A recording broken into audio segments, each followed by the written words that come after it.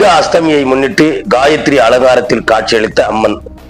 கிருஷ்ணகிரி மாவட்டம் ஓசூர் அருகே பேரண்டப்பள்ளியில் சிவசக்தி நகர் பகுதியில் அமைந்துள்ள பிரசித்தி பெற்ற அர்த்தநாரீஸ்வரர் கோவிலில் மற்றும் ஓசூர் 2வது சிப்காட்டில் அமைந்துள்ள ஸ்ரீ அதர்வன பிரத்யங்கிர தேவி ஆகிய நவ கோவில்களில் நவராத்திரி உற்சவம் விமர்சையாக நடைபெற்று வருகிறது. இதனை ஒட்டி அம்மன் காயத்ரி அலங்காரத்தில் பக்தர்களுக்கு காட்சியளித்தார்.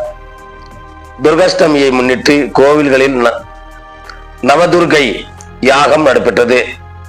துர்கை அம்மனுக்கும் அலங்காரங்கள் செய்யப்பட்டு சிறப்பு பூஜைகள் நடைபெற்றன. தொடர்ந்து 108 சுமங்கலி பெண்கள் கலந்து கொண்டு சிறப்பு லட்சார்த்தனை வழிபாடுகளும் நடைபெற்றது. நவராத்திரி திருவிழாவை முன்னிட்டு ஏராளமான பெண்கள் பங்கேற்று திருவிளக்கு பூஜையும் நடைபெற்றது. அதே போன்று ஓசூர் 2வது சிப்காட்டில் அமைந்துள்ள ஸ்ரீ அதர்வன பிரத்யங்கிர தேவி திருக்கோவிலில் துர்கா தேவி அலங்காரத்தில் அம்மன் காட்சி தந்தார்.